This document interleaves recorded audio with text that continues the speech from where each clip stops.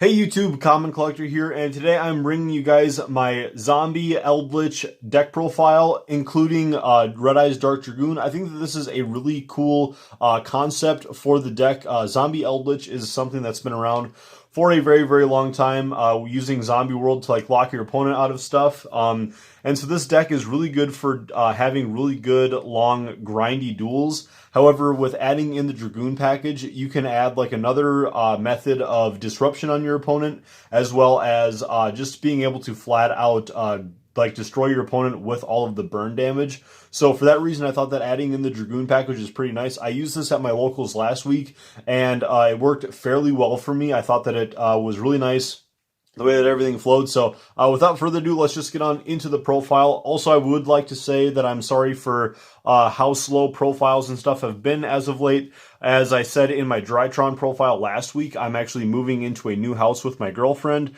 So we're doing some renovations and stuff. So for the meantime, profiles and stuff are going to be a little bit slow, but by like early August, things should be back to normal. So anyways, we are here with 2 copies of Eldlich and 1 copy of Doom King Ballardock. This is pretty standard for how you want to run the deck. Like, this card is just absolutely insane, along with paired with like the Eldlich. All of these cards here can just get you so much advantage. The fact that this card can recur itself every single standby phase is just insane, and that it has 2 like hard once per turn effects is just really amazing. Then we're going on into 3 copies of Unizombie. This card is just so good to help you Foolish Burial like every single turn. And or like get off a discard from your hand, which is really nice.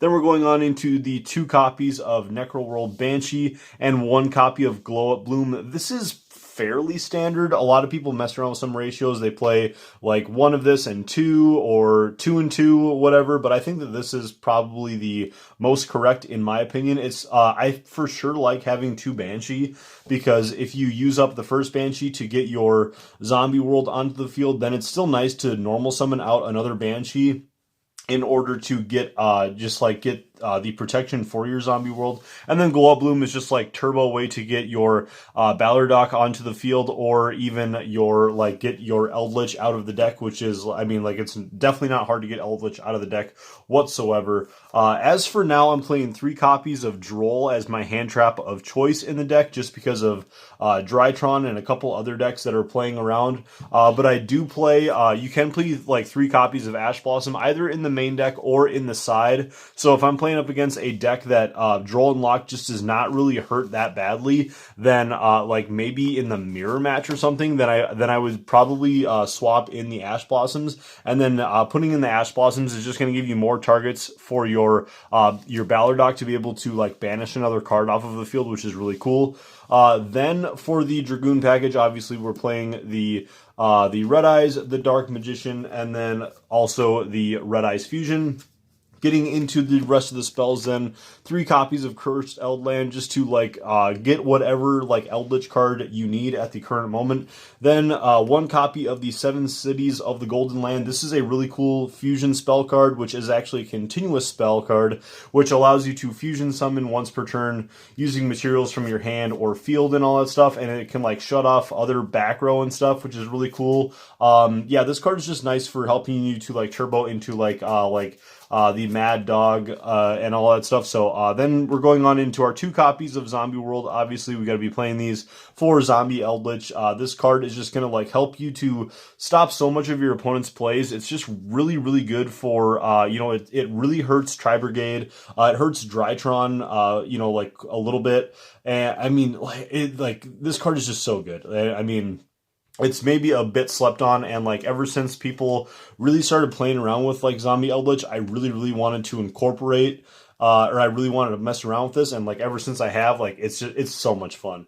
And then we're going on into the next broken card, which is 3 copies of Super Poly. So again, there's a lot of really, really broken cards in here. So if you're not comfortable with the Dragoon package, you can literally just like drop the Dragoon package out of here, and then you're probably still fine. This is a 46 card deck, and actually, hopefully with the Megatins, it's actually going to end up being like a lot closer to budget once like Cursed Eldland maybe gets reprinted and stuff, because we are expecting like Secret Slayers to be in there. I don't think that they have announced yet what cards are all getting reprinted yet, but hopefully the Eldlich stuff will get reprinted. One card that won't be getting reprinted is Pot of Prosperity in this year's Megatins, but overall I think that like Pot of Prosperity is really good in here. You can play Extravagance, especially if you drop the Dragoon package as well as like some of the other stuff, or just like run extra copies of Super Poly targets in your extra deck. You can play Extravagance instead of Prosperity, and you're going to be just fine. A lot of people are doing that.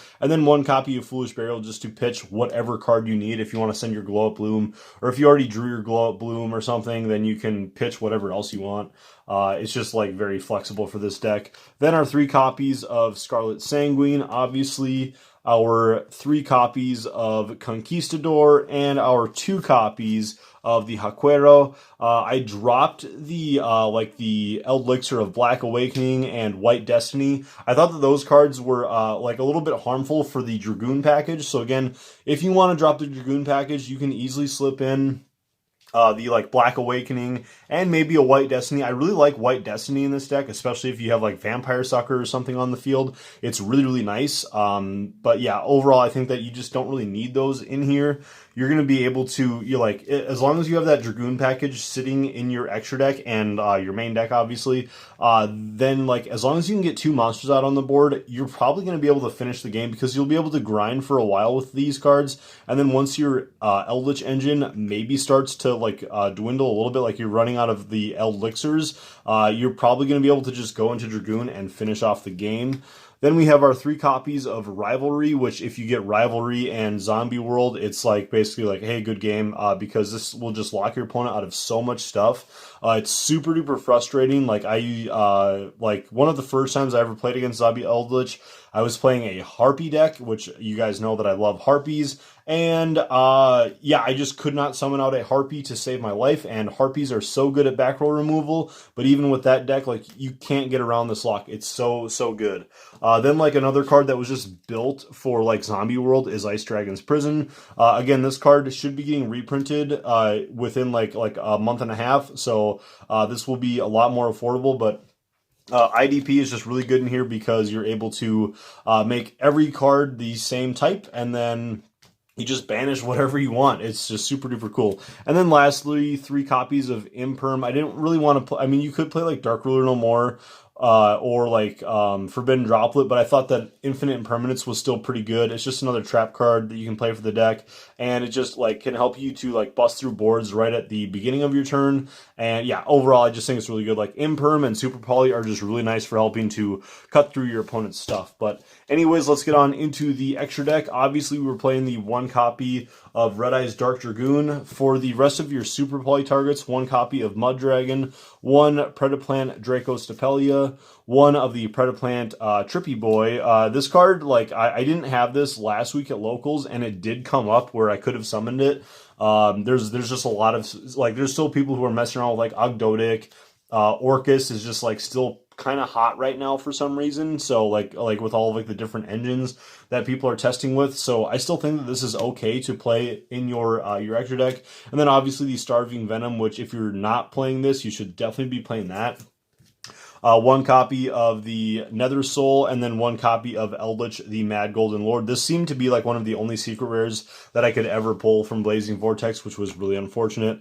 1 copy of Link Karibo, 1 Predaplant Verte Anaconda. The big reason why I wanted to splash Dragoon in here was because a lot of people play Anaconda in with Zombie Eldlich already, and it just didn't seem like it was too big of a stretch, especially with like playing stuff like Pot of Prosperity and whatnot, that you could generally like play like the Dragoon engine in the deck, play the main deck a little bit like bigger. So again, I said this is it's actually a 45 card build because I dropped the White Awakening, or no, the White Destiny. But yeah, overall the Anaconda, it just really doesn't add that much more to the deck to add those 4 extra cards for the Dragoon engine, so I think it still works really well. 1 Halki Fibrax, this is like a really great link climbing tool for the deck, and it just helps you to pitch extra stuff to the graveyard. 1 Avenged Savior, this card is bonkers, along with Vampire Sucker, which just helps you draw into a lot of advantage if you can get it off.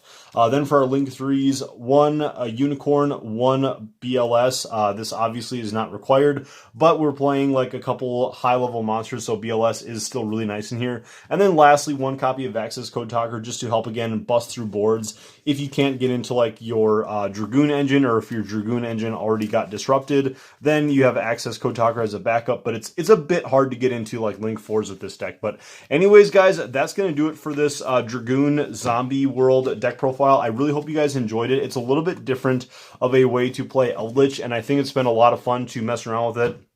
I'm going to test around with like ratios and stuff a little bit more for future updates, but I think that once a lot of these cards get reprinted in the Megatins and it's a little more accessible for people, hopefully you guys will enjoy maybe testing around with this deck a little bit more. And you guys can check out the more pure variants of this, obviously.